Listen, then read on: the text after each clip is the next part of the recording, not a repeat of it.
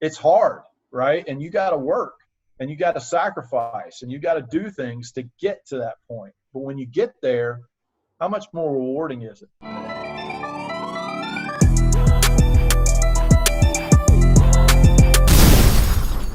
Welcome to the FITTEAM show. It's our first virtual episode. Excited to be here with Commander Mark McGinnis. Mark, look forward to hearing about your story, and I'm excited to talk about your book. Yeah, me too, Chris. Thanks so much for having me. Well, what we usually like to do is just start off, where you grew up. Tell us a little bit about your background as a kid. Yeah.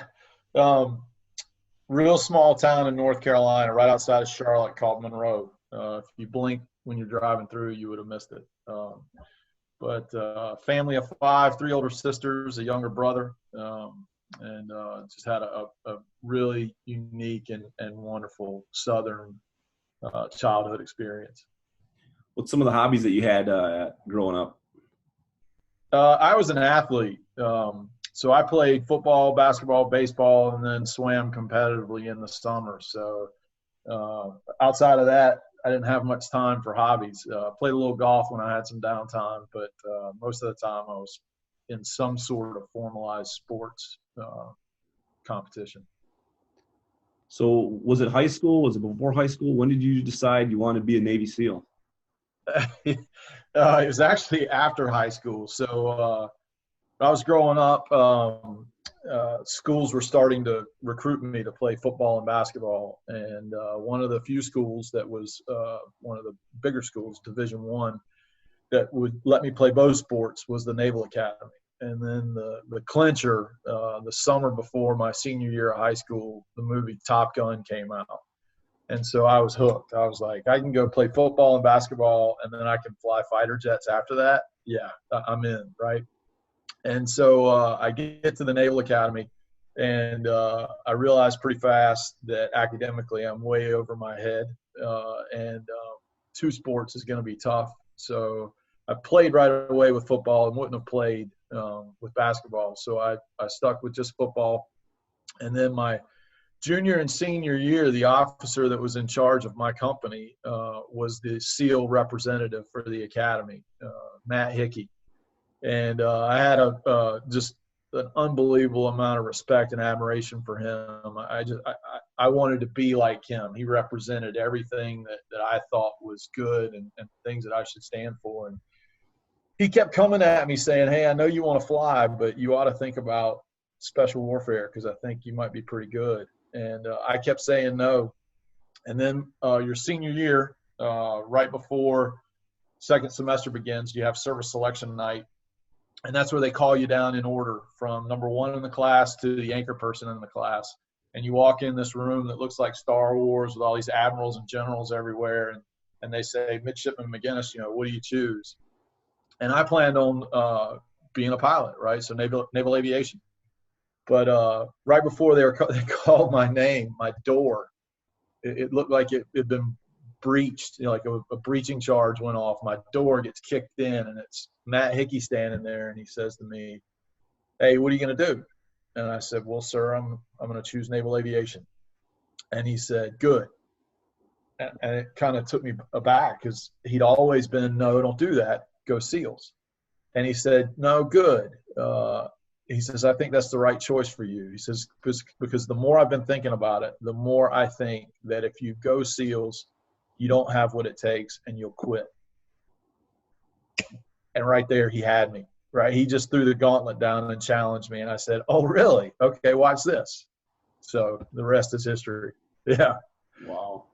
Yeah. The ultimate mind trick, right? So tell us a little bit about, getting started as being a SEAL. Yeah. So basic underwater demolition SEAL or BUDS training, right? Started with class 211. There's 6 classes a year. They're 26 weeks long. And it is arguably the most challenging military training there is. Historical attrition rates run at about 85%. So 8.5 out of 10 that start don't make it. My class had 244 that started, and only 17 of us graduated, and then only 10 of those 17 became SEALs. So it's not for everyone. But it'll, if you really want to find out what your own limits are and ways to break through them and persevere when most people can't, you're going to get there pretty fast during buds. I'll never forget the first conditioning run I went on. Our instructor, Brian Grogan, little guy, right? Big fat walrus mustache. And the beach there in Coronado where training takes place in front of the compound, there are all these big giant sand berms. And this is the first day, and he's taking me on the first run. And I can remember running up and down those berms, and the run went for about 8 miles in soft sand and boots. And I can remember towards the end, the light slowly starting to close because I was getting to the point of passing out. And just thinking to myself, what have I gotten myself into? You know, I might be over my head, but you find ways to make it through everything. So did you say 2:44 and 10 made it through? Yeah. It's about the 10. It's about a 2.5 year process, and you go through buds first, and then the next round of training they call SEAL tactical training, and now it's called. When I went through, it's called SEAL tactical training. Now they call it SEAL qualification training, but that after you make it through buds, you move on to the next phase. And the next phase, the degree of difficulty, the challenge, the things that you're doing become much more elevated. It's more of a gentleman's course. They're not trying to weed you out at that point. They're trying to teach you. And that takes about 18 months. And so we had guys, when you drop out or you don't make the cut in SQT or STT, it's usually because you have safety violations or issues with live ammo ordnance, that kind of thing. It's rare. It happens, but it's rare that you have a guy that drops on request. But you have 1 or 2 of those. We lost 7 during that time. So I know you went through just enormous amount of tough experiences and challenges, but if you would just share, 1 or 2 with us. For me, I think the hardest part about training when I went through was I was the class leader, right? So everything, the buck stopped with me. If one of the guys didn't have his boots laced the right way, like we have to lace our boots a certain way with instead of the shoestring going over the top at the bottom, the first set of eyelets, it has to go under. And that's so the shoestrings aren't sticking up and they can't catch on something as you're running or moving and trip, right? So it's a safety thing. And then you always have to tie your boots in a square knot, right? So it's little things like that. If his uniform wasn't pressed the right way, if his boots weren't shined, if we were late as a class, or if one of the guys had a safety violation, I was the guy that got hammered for it, right? And so for me, it was so hard to balance just worrying about myself making it through training and figuring out that I had to worry about everybody else and help them get through training. And I'll tell you that was a real struggle for me at first, because it is so challenging that you wind up going internal and looking for answers when things get tough. But when I figured out how to think about other people and help them, it was like the light bulb went on, because for me, I could forget about how cold, how wet, how tired I was, because I wasn't thinking about that. I was thinking about how Chris was struggling with whatever evolution we were doing. And if I could just help him get through his challenge, all mine went away. And before I knew it, we were both ahead or through around whatever challenge seemed so daunting. Just, you made a great point on leadership is, helping other people and putting other people first. Absolutely. We SEALs care more about their relationships than they do their status. You won't see a most valuable SEAL, but what you will see is what we call a brotherhood. And that's a group of men that are maniacally focused on each other and would gladly put themselves in harm's way so that the brothers don't have to. And that's one of the 3 principles of leadership that I talk to people about. And I think it's really the bedrock of it. And if the world, if think about how much more powerful the world could be if we all just took a second, right, and thought about others before we thought about ourselves. It truly impactful. Absolutely. What's some other things you want to just in general mention on leadership and some of those experiences of helping people get through some tough times? And some challenges? I get this a lot, Chris, about leadership. And I tell everybody that I work with, my clients, whether it's a corporate client or a sports client, an athlete, a coach, CEO, leadership is lonely, right? And it's only lonely because you choose for it to be that way.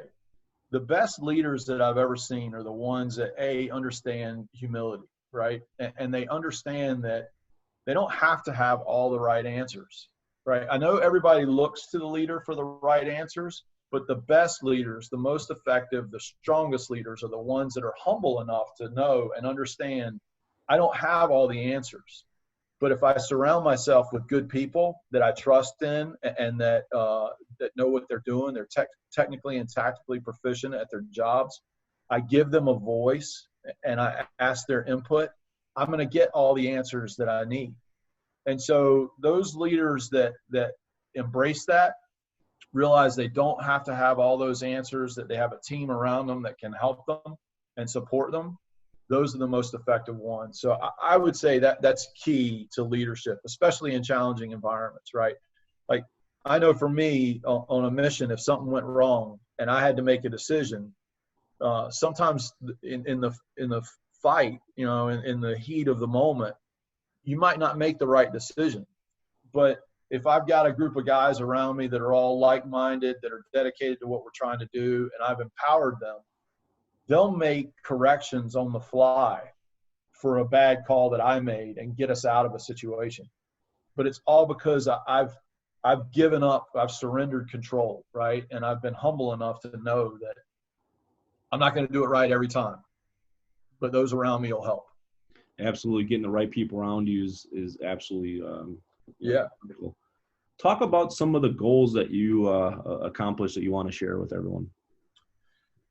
Well, one was, making it through buds and becoming a SEAL. That dominates everything. That has a tendency to dominate everything you're doing for a while, right? The other was starting the foundation, the SEAL Legacy Foundation. Really important to me that we have a vehicle that we can give back to that brotherhood and make sure that generations of SEALs that have served, that are serving now, and that will serve in the future will have support in times of challenge and trouble. Being a dad, that was huge for me.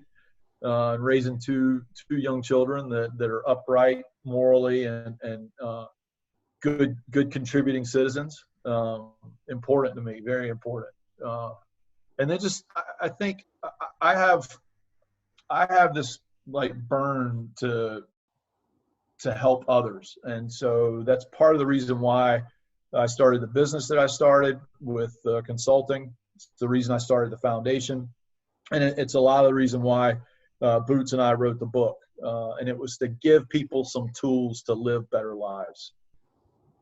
Awesome. We mentioned Boots. That was actually going to be my next question is tell me a little about Boots, and then look forward to hearing more about Joint Force Leadership.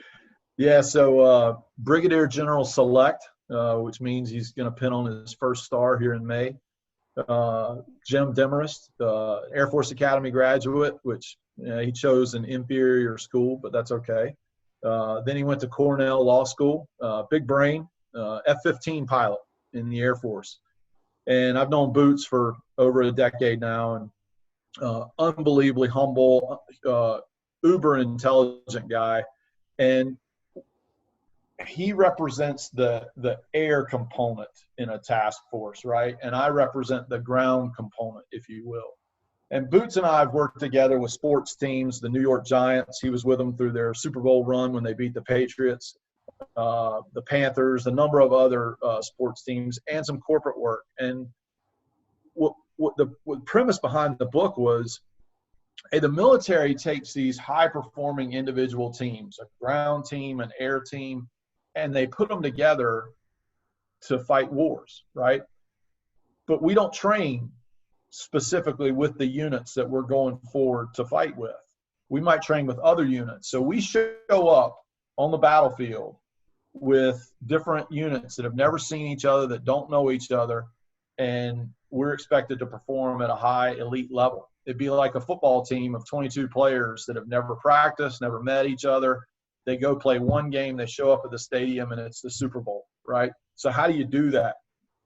And that's what Joint Force Leadership is all about. The first book in the series, there's probably going to be 3 of them, introduces the basic concept of leadership in the military. And that's shoot, move, and communicate, but it's more about focus, caring for others more than you care for yourself. It's about trust. It's about doing the right things when people aren't watching. It's about doing the things that are needed to do the right way when lives are on the line. And then it's about communication and understanding that communication in the military is the most powerful weapon that we have, and how the military uses those 3 principles to put those elite performing teams together. Awesome. And the book's obviously available today, April 28th, 2020. And yep, Amazon, Barnes & Nobles goes on sale today. What else do you want to tell us about the book? I'll tell you this. It's not a bang, bang, shoot 'em up, cool war story book. It's really not. It's more about how the principles of leadership that we use in the military apply to the corporate world or the sports world as well. And we tee up the principles. We tell some stories about how this would relate in the military. And then we use what I think is really powerful with the book is we use real world examples of some of the situations and our clients that we've been in that where this principle applied and how it was so effective, right? So, and there's stories about sports teams, basketball teams that I've worked with, or corporate clients that we've had. And then at the end of each one of those chapters, what's really neat and different about this book is there's a series of questions that we ask the reader. And they're challenging questions, and they're designed to pick your brain and provoke thought and make you really think about, hey, A, is this a principle that you're using already?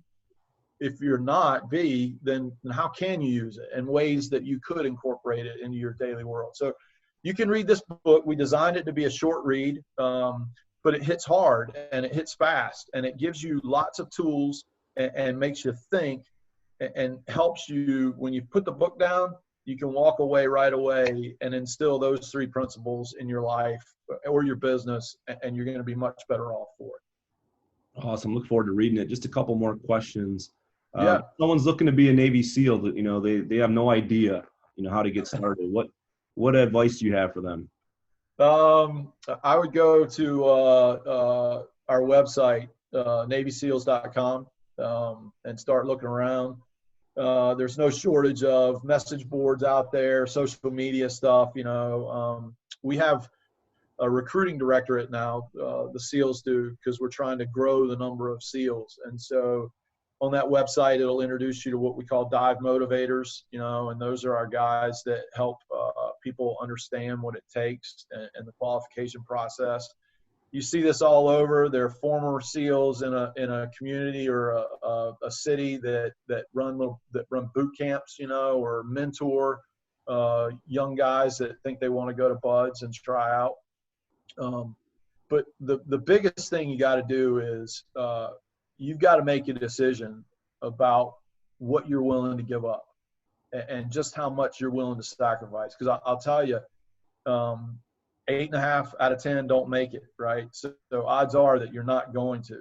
And it's the ones that go into it with no plan B, right? There is no other option. I'm making it through, or I'm dying trying, right? And so it's one of those deals where you've got to do some soul searching and make sure this is 100% what you want to do, and it's for the right reasons, because otherwise you won't make it through. That was actually going to be my next question, is to make it through, to be one of those 10 that was in your group. What was it going to take? And, obviously sacrifice and being all in, and no plan B. No plan B. We've been studied a million different ways, Chris, that they're always trying to find that X factor that indicates success, likelihood of success going through training. And the reality is, after tens of millions of dollars and thousands of people in these studies, candidates in these studies, they haven't been able to find any one thing. The closest thing I would say is grit, right? Just having grit. and that's so nebulous and hard to define. But let me ask you a question. What do you think? One study they did was sports in your background. So what sport do you think indicates most likely not to succeed in training? Most likely not to succeed in training. Sport you're playing by yourself. Football. Wow. It's a numbers game, right? Like everybody played football in high school or at some level, and you take the survey and you check it. So what sport in your background do you think indicates most likely that you'll succeed? No clue. You got me. I'm stumped. Rowing, crew. Huh. But so few row, and if you read any books about it or anything about rowing, that is one of the hardest mentally and physically challenging sports that are out there, right? And so few row crew and go through. So, I would say that it's just one of those things where it's a choice that you make, and it's a life choice. And this is the same thing that I talk to my kids about, right, as they're growing up, life choices. Life choices are those decisions that we make today that aren't fun, right, that you don't like. They suck while you're in it. You want to quit. It's hard to keep your eye on the prize and remember exactly why you started down this path and where it's leading to. Because on the other side of life choices is the reward, right? And so, like going to the Naval Academy, not an easy place to go to school, lots of sacrifice.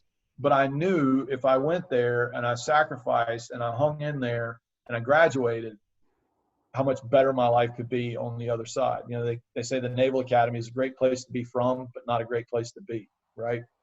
It's a $500,000 education shoved down your throat a nickel at a time. And so it's one of those deals, going to BUD/S and wanting to be a SEAL. That's a life choice. And it's the people in training that, or with any goal, to any industry, any goal, whether it's being a FITTEAM ambassador and you want to get to the diamond level, you set those goals, and they're long range goals, right? You'll have some short term, but the long range one is to make it to the diamond level. Well, it's hard, right? And you got to work, and you got to sacrifice, and you got to do things to get to that point. But when you get there, how much more rewarding is it? How incredibly fulfilling is it that you stuck to it? You had a long range plan. You knew it was going to be tough to get there, but you did it, and you never lost sight of what it was you were trying to accomplish. And I think that's the key. It's the key in life. It's the key in business. It's the key in anything that you're looking to succeed and have it be worthwhile. Absolutely. So one more time, just tell everyone where they can find your book, Joint Force Leadership.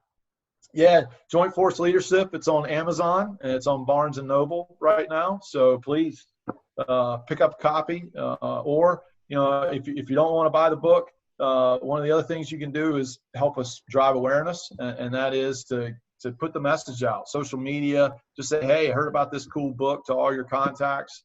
You never know who it might help. But can't thank you enough, Chris, for FITTEAM and all your support over the years, for the Legacy Foundation, and for the legacy runs that you guys did last year, and everything that you mean to me. So really proud to be associated with you guys. It's an honor. Thank you, Mark. One more thing for the people that are new with FITTEAM, they're going to obviously see this. Tell them a little bit about that run, because that was impressive. That was impressive. Yeah, midlife crisis, right? So last year I decided, I had this crazy idea. I was going to do a marathon a month for 12 months. And we called it the Legacy Runs. It was to raise awareness and funds for the SEAL Legacy Foundation. If you want to know more about the foundation, you can find us at www.seallegacy.org, seallegacy.org. And Chris and FITTEAM, you guys were gracious enough to agree to sponsor it.